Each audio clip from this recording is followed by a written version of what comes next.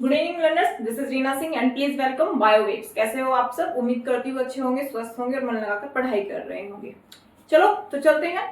क्या चल रहा था? नियंत्रण और समन्वय यानी कि कंट्रोल एंड कोऑर्डिनेशन, जो कि आपकी क्लास 10th का एनसीईआरटी का दूसरा चैप्टर है।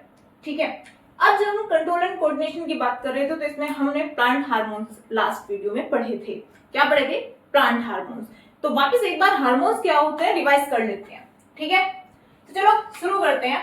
हार्मोन्स, ठीक है, मैंने आपको बताया था कि हार्मोन्स जो होते हैं वो कार्बनिक यौगिक होते हैं जो प्लांट्स में पहले से मौजूद रहते हैं। ठीक है, ये हमने की थी प्लांट्स की बात। लेकिन जब हम जानवरों की या फिर जीव जंतु की या मनुष्य की बात करते हैं तो सेम हार्मोन्स या ऐसे ही हार्मोन्स, केमिकल कंपोजिशन कुछ और हो सकता है, वही रासायनिक पदार्थ जंतुओं में मौजूद रहते हैं, जिन्हें क्या बोलते हैं? हार्मोन्स। ठीक है, जो जीवों और पादपों में कंट्रोल और कोऑर्डिनेशन यानी कि नियंत्रण और समन्वय का कार्य करते हैं। ठीक है, तो एक डेफिनेशन के तौर पर अगर मैं आपको बोलूं तो वो रासायनिक पदार्थ जो जंतुओं और पादपों में नियंत्रण व समन्वय, ध्यान देना, नियंत्रण व समन्वय, कंट्रोल एंड कोऑर्डिनेशन का काम करते हैं, क्या कहलाते हैं? हार्मोन। वो रासायनिक पदार्थ जो जंतुओं में पादपों में नियंत्रण व समन्वय का कार्य करते हैं, क्या कहलाते हैं? हार्मोन्स। ठीक है, पादप हार्मोन्स के बारे में हम लोग लास्ट वीडियो में पढ़ चुके थे, तो जाहिर सी बात है आज हम जंतु हार्मोन या जीवों के जो हार्मोन्स होते हैं, मनुष्य में जो हार्मोन्स पाए जाते हैं उनके बारे में पढ़ेंगे। ठीक है, अब जब बात जंतु की आती है तो जंतु और मनुष्य में जो हार्मोन्स होते हैं वो कहाँ बनते हैं? अंतःस्रावी ग्रंथियों में। कहाँ बनते हैं?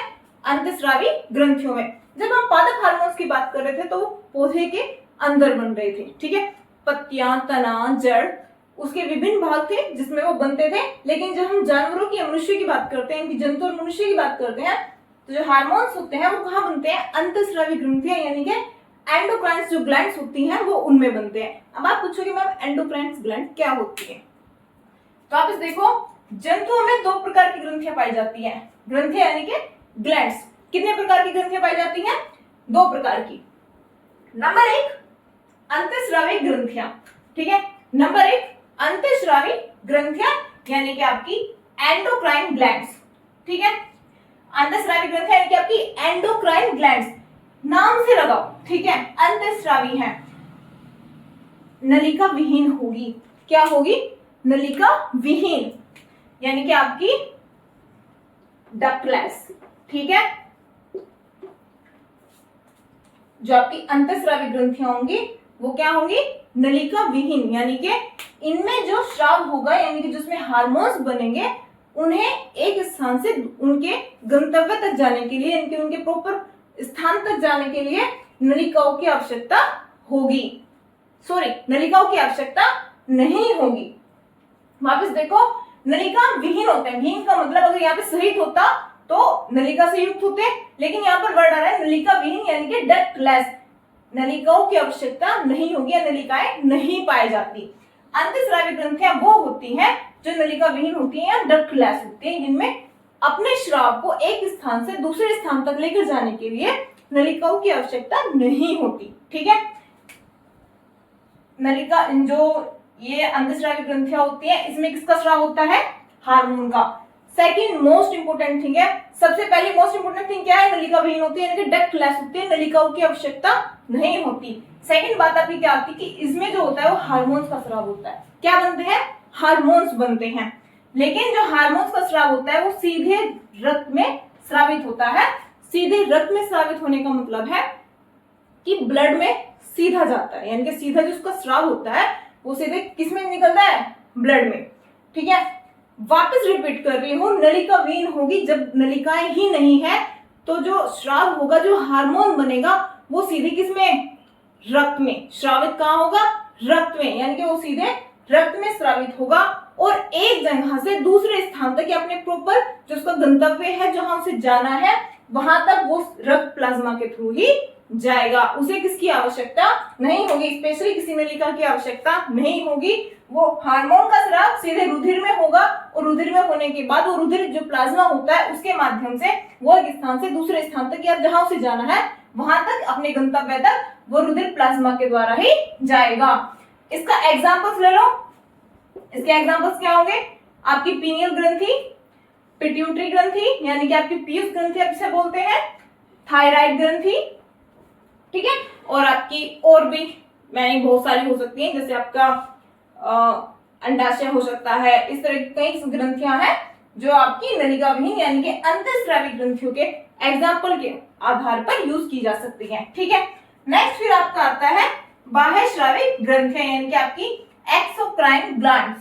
एक्सो बाह्यस्रावी, भाई अंतःस्रावी, अंत मतलब अंदर ही स्राव हो रहा है ब्लड के, ठीक है, ब्लड से बाहर नहीं। लेकिन जब बाह्यस्रावी की बात हो रही है तो बाहर यानी कि ब्लड से बाहर नलिका युक्त होती है। मैंने आपको क्या समझाया था कि बायो को रटने की जरूरत नहीं है, आधे से ज्यादा चीजें आप नाम से समझ सकते हो। किसे समझ सकते हो? नाम से।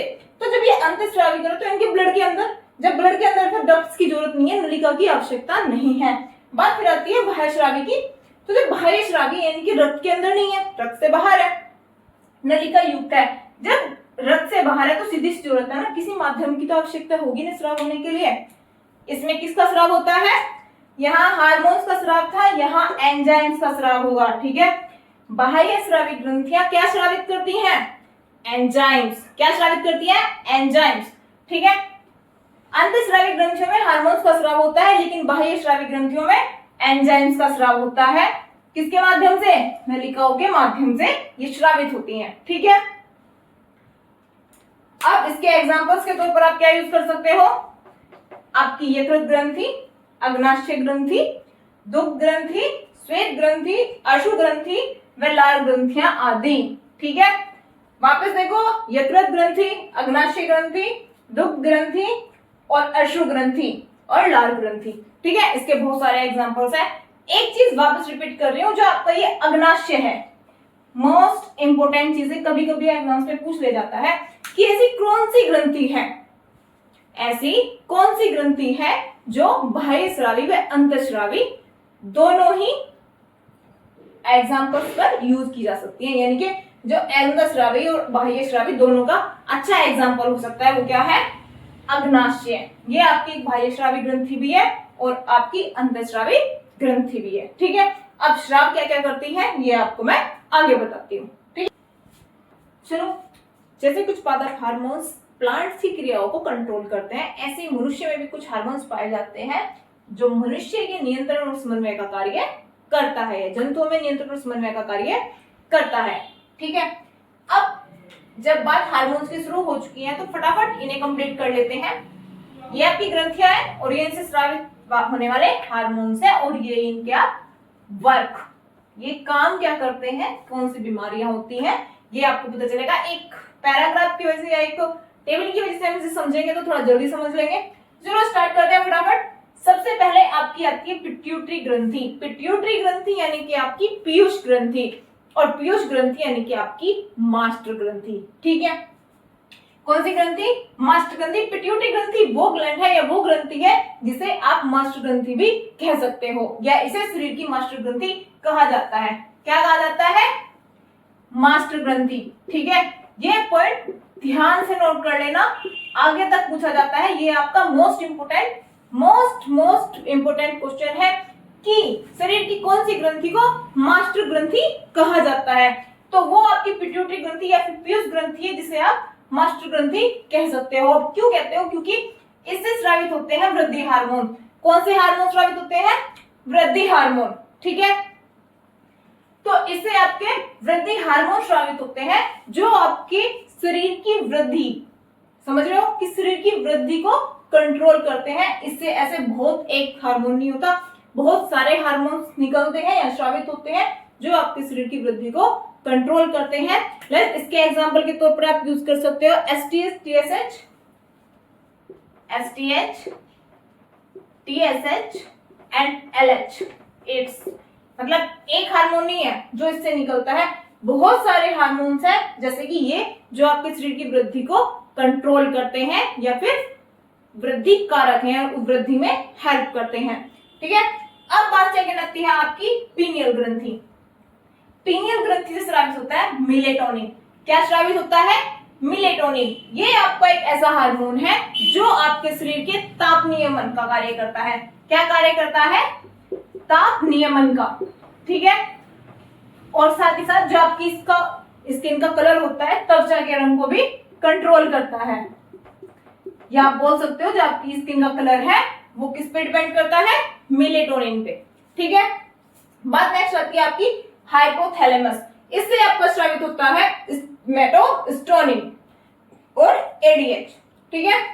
हाइपोथैलेमस आपके दो हार्मोन स्रावित करती है, सोमेटोस्टेरोन और एडीएच। इसका भी सेम फंक्शन है, ये भी आपके ताप नियमन का, आपकी बॉडी का जो टेम्परेचर कंट्रोल होता है ये उसका कार्य करता है, ठीक है।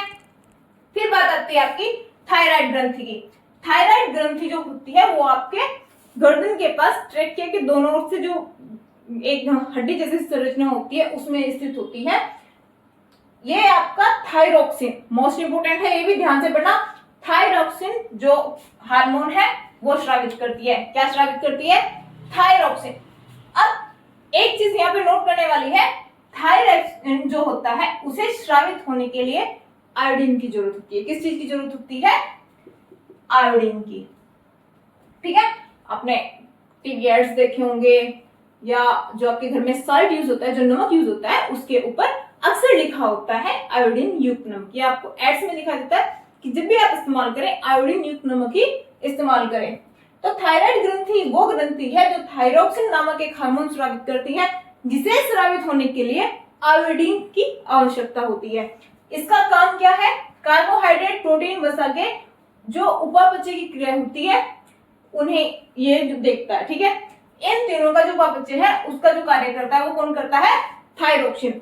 थायरोक्सिन की कमी की वजह से, या फिर बोल सकते हो जो आयोडीन की कमी की वजह से, जब आयोडीन कम होगा तो वैसी बात है थायरोक्सिन अपनी जो लेवल है उस पर स्रावित नहीं हो पाएगा। और जब थायरोक्सिन स्रावित नहीं होगा तो हमारे शरीर में कुछ बीमारियां होती हैं, जैसे कि घेंगा, एक होती है ग्लिटर, यानी कि आपके गर्दन वाला हिस्सा जो होता है वो सूजना शुरू हो जाता है, फूली हुई नसें हो जाती है, आपकी हाइट जो होती है वो थोड़ी कम रह जाती है। ये सब किसकी वजह से होता है? थायरोक्सिन की स्रावित न होने की वजह से या उसके अल्प स्रावन की वजह से, ठीक है। नेक्स्ट आपका आता है पैराथायराइड। पैराथायराइड थायरोक्सिन या थायराइड के पास में ही उपस्थित एक ग्लैंड है जिससे कोलिप्स या पैराथार्मोन करके एक हार्मोन स्रावित होता है, जिसका काम क्या है? कैल्शियम स्तर को बनाना, ठीक है, या बरकरार रखना, कि कैल्शियम स्तर को बढ़ाना जो काम करता है वो कौन करता है? कोलिप्स या पैराथार्मोन। नेक्स्ट क्या आती है? थाइमस ग्लैंड, जिसमें थाइरोसिन नामक एक हार्मोन स्रावित होता है जो अब लिम्फोसाइट के परिपक्वन में हेल्प करता है। क्या करता है? लिम्फोसाइट्स यानी कि ब्लड के अंदर आपने पढ़ा, लिम्फोसाइट्स के मैच्योरेशन में या परिपक्वन में सहायता कौन करता है? थाइमोसिन, ठीक है, जो किससे स्रावित होता है? थाइमस ग्लैंड से। नेक्स्ट आपकी आती है एड्रिनल यानी कि अधिवृक्क ग्लैंड। इससे आपका ये भी इंपोर्टेंट है, ठीक है। इससे आपकी कौन सी होती है? एड्रीनलिन या एपिनेफ्रिन करके जो हार्मोन है वो आपका स्रावित होता है। अब ये क्या करता है ये ध्यान देना, ठीक है।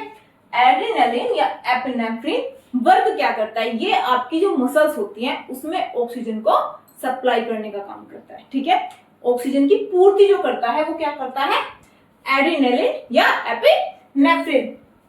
अधिवृक्क या एड्रिनल ग्रंथि से स्रावित होने वाला हार्मोन जो है एड्रिनलिन या एपिनेफ्रिन क्या काम करता है? ये आपकी जो पेशियां हैं, मसल्स हैं, उसमें ऑक्सीजन की आपूर्ति अच्छे से करता है, ठीक है।